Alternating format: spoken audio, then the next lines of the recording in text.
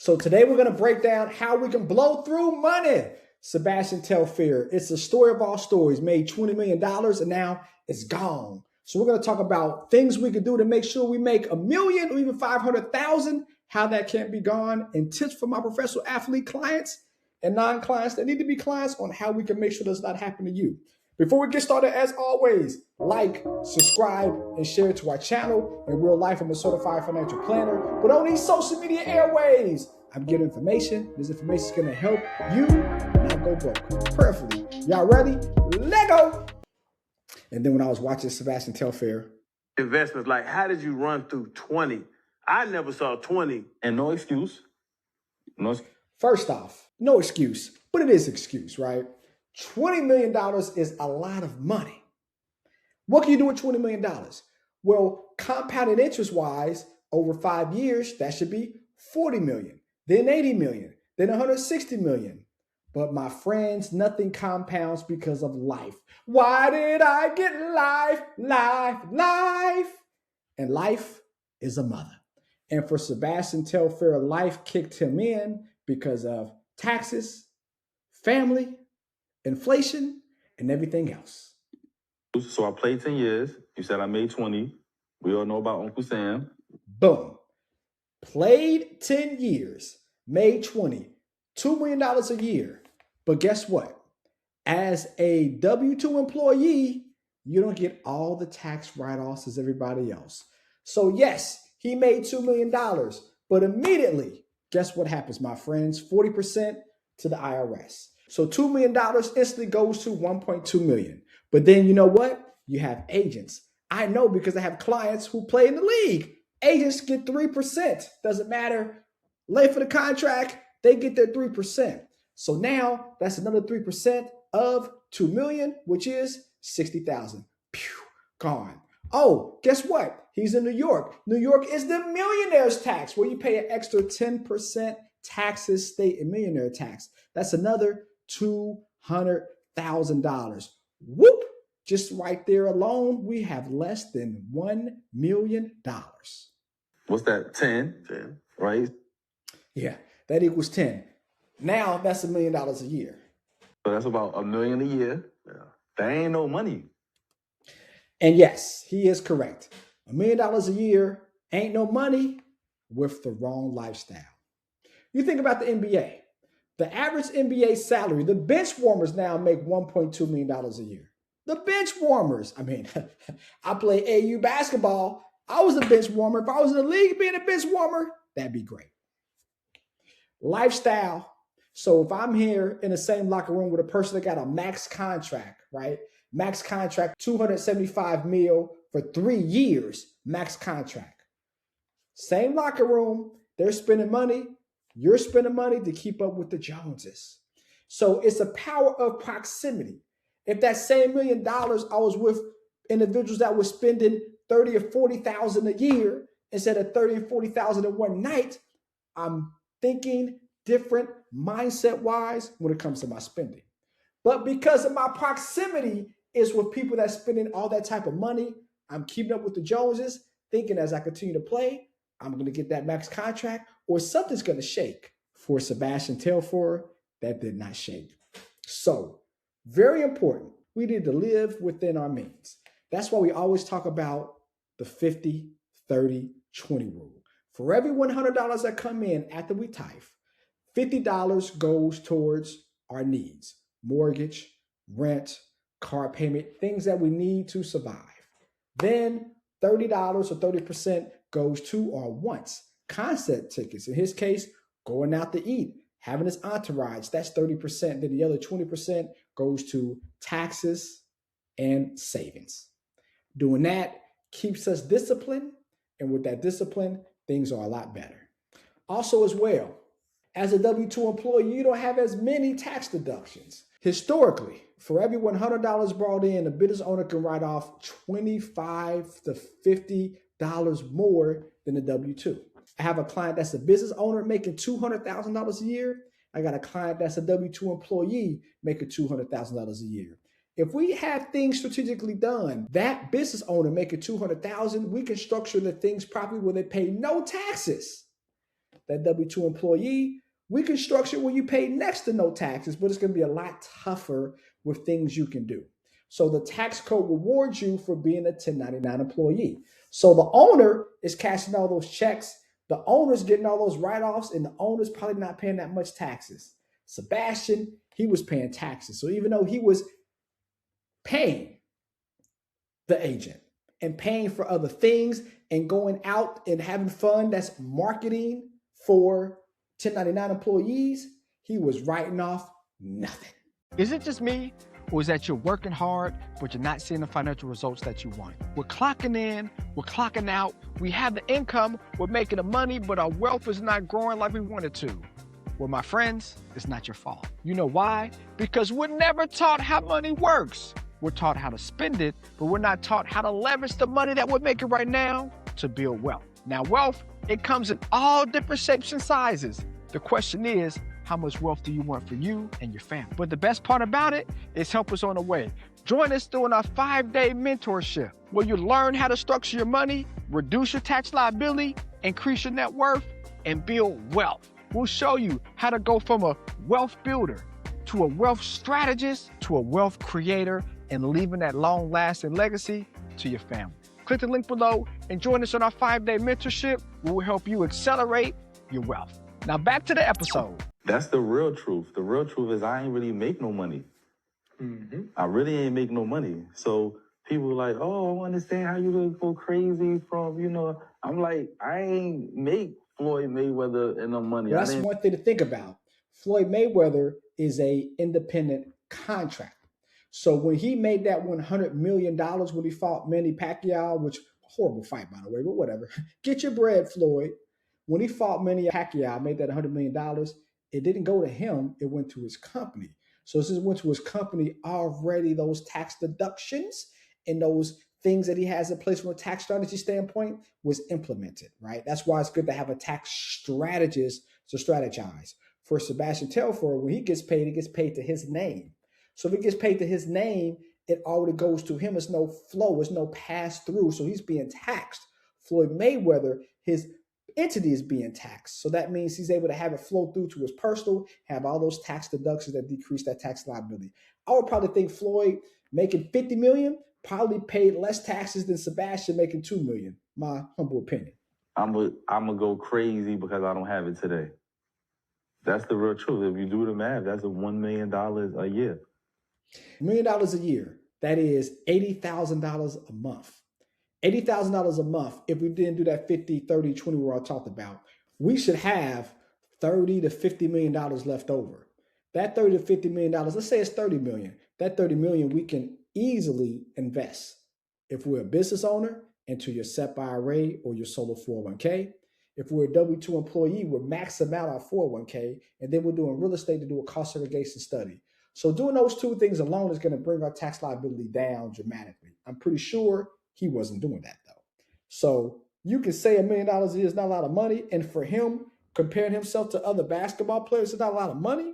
But since the average household makes affluent college educated household makes $110,000, the average American household has $86,000 a year who's working, $1 million. I mean, that's 10x. Come on now. Power and proximity. But mindset wise, if you're around people all the time that's making hundreds of $1 millions a year, then you think $1 million is not nothing. But a person getting out of school, a person starting their own business that will be happy to make $50,000 for the year, $1 million a year, oh my gosh. So it all goes back to proximity and mindset. And if you have those two things work in a positive way with a small amount of money and faith of a mustard seed, you can do a lot of things. It's even hard. That's you got to be a real strategic dude making $1 million a year and thinking you're going to end up, you know what I'm saying, with everything on earth. That's why it's important to have a certified financial planner and also a tax strategist, because a certified financial planner breaks down what we can do forecastingly. See, nothing against my financial advisors, because I'm a financial advisor. I'm just a CFP on top of that, right? A lot of times they look at things from an asset standpoint with investing, because if they can't invest your money from a stock market standpoint, they really can't be compensated, so they really can't help. A certified financial planner, he or she typically looks at the whole picture. They look at your assets, how much is in the stock market. If you prefer doing real estate, what real estate deals they can help you with. If you want to buy a business and then take advantage of everybody else's blood, sweat, and tears to grow that business, and you invest in that to have it grow like crazy, that's where certified financial planners help you, right? Evaluate the business. All those things the CFP helps you with. From a tax strategy standpoint, a tax strategist does forecasting. How much should the business spend this year, right? What write-offs can we take advantage of because of the changes in the tax code compared to a tax preparer? Nothing against them, but a tax preparer looks behind. What did you do last year, and how can we get a bigger tax refund? Totally different space, totally different mindset. And that's why Sebastian Telfair is correct when he said you got to have the right mindset and strategy. Are you like the 83% of Americans who want to get a trust, who want to get a will, want to get a power of attorney, but you don't have one? Well, you are not alone, because 22% of Americans have one. That means 1 out of every 4 families have a trust, a will, and a power of attorney. Which bracket are you in? 1 out of 4 or 3 out of 4? It's okay, because we have the Relax Estate, a fully automated AI platform that allows you to create a trust, a will, and a power of attorney all at the fingertips. And if you are an insurance agent, tax professional, financial advisor, notary, or in any business profession, you can even white label this to your clients. You grow your business, you help your clients, everybody wins. Visit our website, www.therelaxestate.com. Right here, therelaxestate.com, and you can create a trust for your family, or if you're a business owner, want to use it to scale your business and help your clients, you can do that as well. Now back to this wonderful episode. And you take care of the family. I got 14 brothers and sisters. Ooh, 14 brothers and sisters, my friends. I know that story too. Had a client, they did not want to hear from their, play the league, did not want their family all in their business, but they didn't want to say no. So they said, call my financial advisor. We get the calls. In a matter of 3 weeks, one cousin called because they wanted to start a weave store, not online store, but a weave store, right? Online, especially when you're starting online, makes so much more money because you have a lower margin than the store. But one in the store basically said no. One want to do a rib shack, right? Restaurants, all your restaurant owners know out there, if somebody gives you 2 packets of ketchup, that can mess up everything. Restaurant is a horrible business in my, so that's that. And then another person wanted to take some money and day trade for them. Not in their account, but day trade for them, which I thought was a horrible idea as well. So I get it. That's just cousins. You think about 14 different brothers and sisters. My goodness gracious. I got a question for you guys, though. So I'm going to use this as a clip when he says 14 brothers and sisters. When is enough enough? Let me know, when is it the point where you say enough is enough? You're making money, your family have the handouts, but still you're like, no. When is that? In his case, he kept on giving money, working, and now he has nothing. Is the family around? They're probably there, for support, but they're not there for financial support. So let me know in the comments for Instagram. Let me know when enough is enough from a handout standpoint, and when would you stop giving your family money, even if you're making it? That I love with all my heart. I got a mother and a father. You know what I'm saying? So it was a lot on us with the real truth, with the money. And when do you stop taking care of your parents? Now, you should never stop taking care of your parents, but when is a time where you're not making enough money to support them? Like, how does that happen? Oh, that's tough. That's tough. Part of it, we ain't making enough money for it to be sitting the way it's supposed to be sitting. So when you say we're not making enough money, like, what are we doing? If the money's sitting in the savings account, and we know, especially the old school, right? Oh, I'm just going to keep it under the mattress or keep it sitting in the bank. Yeah, the banker loves that. And they're going to give you 3% right now, right? It used to be 5% last year, but inflation going down a little bit. So interest rates go down because Jerome Powell and the Fed says so. But inflation, 4.5%. I got $100,000. It's making $3,000 in the bank, but I'm losing $4,500, the silent killer, because my bills go up by $4,500 on $100,000. Am I making money? Am I losing money? I'm losing money, you guys. We only, in my opinion, put 10% to 20% in most in savings. Information, not a recommendation. Because you're losing money. That should be invested. Something that's long-term 18 months or more should be invested. Now, how risky is another subject. Should it be index funds or dividend paying stocks like an AT&T or a Walmart? Lower risk, past performance does not guarantee future results. Maybe that's the case. Now, for our longer term money, maybe mid cap or small cap companies. Right now, with the interest rates going down, small caps are doing way better than large caps because less money to spend from a borrowing standpoint, higher profit margin, they're making more money. Past performance does not guarantee future results, but I'm giving y'all all the great information right now. That's how we would do it. But sitting all our money in a checking and savings account, oh no, that ain't gonna help. Join us in our school community as we have modules, classes, courses to go from a taxpayer to a wealth builder. How to use our cliff, dip, bear strategy to do better with your investments. How to acquire businesses and how to use your retirement plan to grow and not pay taxes. What? I can have a retirement plan grow and not pay taxes? Yes, your IRA or even your 401k at your employer. This and other things we focus on in our school community, the Relax Investor. And guess what? You get 7 days, free access, and you get our weekly coaching calls every Wednesday. You and hundreds of people ask questions to 6, 7, 8, and even 9-figure business owners that tell you how they created their business, how they run their business, and how their finances is as smooth as it can be. So click the link below and join us in our Relax Investor Academy to help you scale your finances. Right? That's the real answer to that. But I invested in Philippe Childs. You know what I'm saying? So I was doing, when I first got to the league, I was. Now, this is a question we get all the time. Should we invest in a new business as a startup or old established business? And I don't know how old Philippe Chow was at. Statistically speaking, in the first 3 years, 84% of businesses fail. So a business that's new in a startup, you go into it knowing that it's a 50% chance I'm gonna make my money back. Now, the good thing about startups is that if they hit big, they hit big. If they don't hit at all, your money's gone. And remember, because he is a W-2 employee, if that business did not hit, he can't deduct that.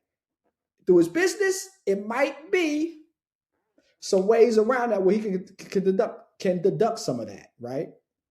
Just saying. Might be. So him being a W-2 employee hurt in that instance as well. But if I invest into an established business that has already been there, done that, they've been there for 10 years, 15 years, and they have a client base, they know what works, but they just need more money to scale. That is what you probably want to do, in my opinion, right? Because concentration builds wealth. Diversification preserves wealth.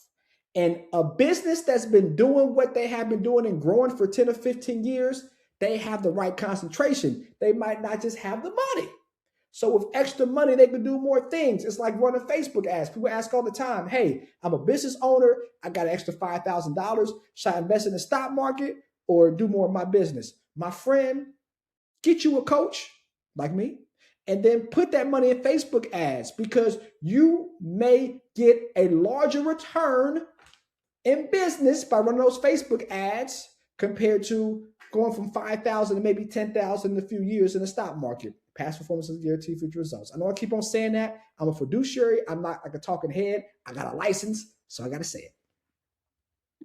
Was on the path to do, you know what I'm saying, the right things, you know what I'm saying? So I was on the right path. I just got knocked off the path of, you know, sitting here with, you know, $275 million cash right now. Lesson learned, you guys. Number one, power in proximity. Power in proximity. Who you're around and the mindset can be good and bad. Great mindset being around people that's driven as athletes. Bad mindset when it comes to people spending money. If he had a certified financial planner, I don't know if he did or did not. I would think he did not. I think things would have looked different, my opinion. Second off, 50-30-20 rule, right? When you spend money, 50% to needs, then wants, then 20% taxes and investing, because you know you had a big tax bill. That goes a long way. Number 3, and this might be the most important. Your family, when you're making money, they got their hand out. Your family, when you ain't making money, they kind of got their hand out. No means no. It has to come a time where you tell friends and family no. It might be the toughest and the hardest decision that you can make. But once you do it, the feeling, the stress goes away. It'll make you feel way much better. All my entrepreneurs, all my business owners who are making money, you guys had that question from family and friends. You either said yes or no. The ones that said no, you feel a lot better about yourself compared to people that say yes. Because when you say yes one time, they keep on coming and coming and coming. Pause. And when you loan money to family especially, we know it's not a loan. It's a giveaway. And don't expect that back. And the last thing, investing in startup businesses might not be the biggest bang for your buck. It may give you the biggest return, but the risk-reward ratio. So what is the risk-reward ratio? Put it up here, please. The risk-reward ratio is how much risk for the reward, right? From an investment standpoint, we like to look at things 3-to-1, right? So the reward is going to be 3 times the risk. For your day traders and swing traders, not a recommendation, information, you might want to look at a 10-to-1 risk to reward ratio, meaning that for every dollar I risk, I have the potential to be rewarded $10, right? To kind of justify that risky investment because options are way more riskier than long-term investing. Investing, past performance does not guarantee future results, but historically, day trading, swing trading is way more riskier. There you go, my friends. As always, like, subscribe, share to our channel. Make sure you subscribe. Make sure you share. And as always, let's make some painful profits together, y'all. Peace.